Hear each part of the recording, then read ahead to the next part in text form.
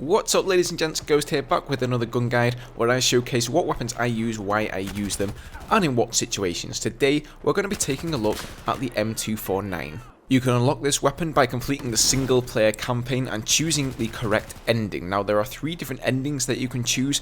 I'm not going to go ahead and tell you in this video which one to choose to get the M249, as I don't really want to spoil it for people who haven't done the campaign. But each different ending will unlock a different corresponding weapon, so in hindsight of that, you'd probably want to go ahead and do all 3 of them anyways.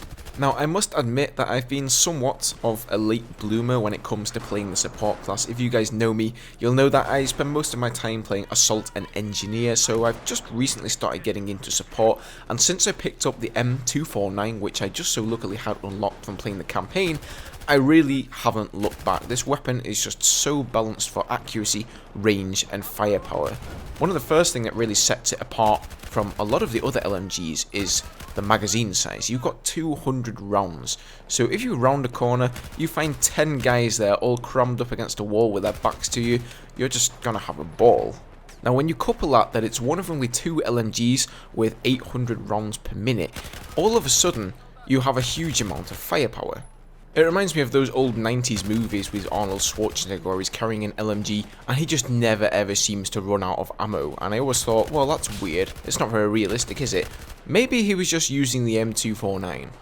Reload time for this weapon comes in at 6.2 seconds with or without one in the chamber. As you can see, we've got a damage model here of 25 max damage at around 10 meters, dropping off to 18 at around 65 meters. This is definitely another improvement over Battlefield 3.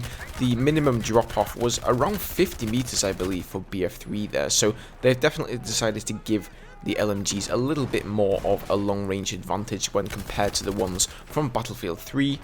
So you're going to be dropping people at 4 shots close and 5 to 6 shots depending on the range they are from you.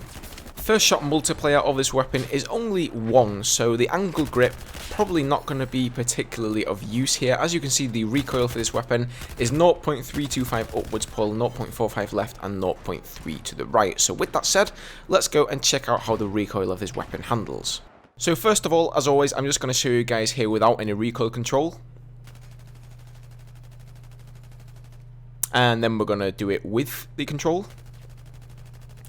So that right there is the sort of spread that we can get if we actually control the recoil. Now I'm going to move up to around a medium-ish range. And first of all, I'm going to show you here without any burst fire at all, so that you can see the side-to-side sway that this weapon actually has if you don't burst fire.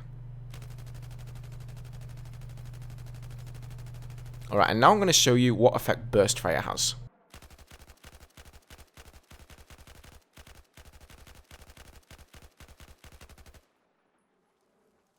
So as you guys can see here, a huge improvement in the spread by burst firing this weapon. Alright, so now I'm going to move up to somewhere a pretty long range here just to see what sort of a spread we can get at the longest range that you're really going to be firing at.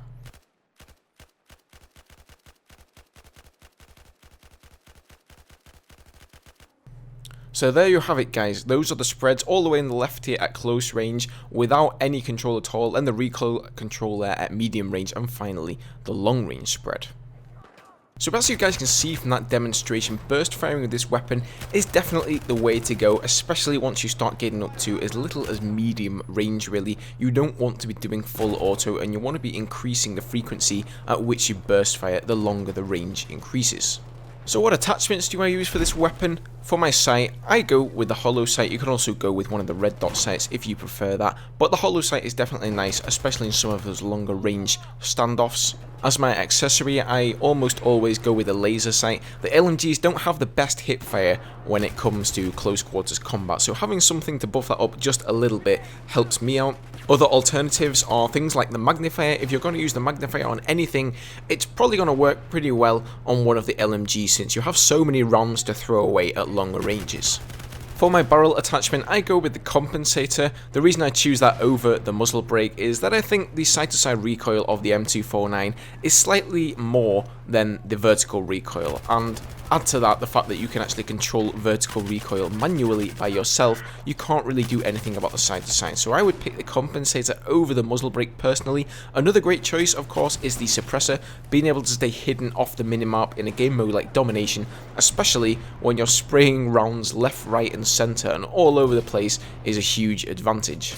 When it comes to underbarrel attachments, I like to run with the stubby grip. The angled grip really isn't necessary here. You are burst firing a lot, so it will help out, but at the end of the day, the first shot multiplier is only ×1, so that's really not much at all, and it's not going to lend you that much of an advantage. Personally, I like to go with the stubby grip to give me some increased accuracy while firing. Another great choice is to stick on the ergo grip, and that, coupled with the laser sight, can actually lend itself well, and you get some pretty good hip fire out of this weapon. Overall, I really like what DICE have done with this weapon for Battlefield 4. I feel like LMGs are much more viable now, and they can almost start to hold their own against assault rifles. Yes, assault rifles are of course going to have advantage in shorter range situations. They're going to be able to rip through you faster than some of these LMGs, but I really feel confident now. I feel like I can play on Domination as support with an LMG, and I can actually compete with people who are playing the other classes. So that's about going to wrap this one up, guys. If you have any requests down below for a weapon that you'd like me to cover, by all means, feel free to leave those down there, and I'll think about covering one of those that you guys suggest. Thank you ever so much for watching. I hope you enjoyed. If you did, please do me a big favour and leave a rating down below. If you're new around here, feel free to subscribe for more Battlefield 4, for StarCraft 2, for Hearthstone, for loads of good gaming. Follow me on Twitch if you want to see me stream and come and interact and have a good discussion. Thanks once again for watching, guys, and I'll see you all in the next one. Cheers.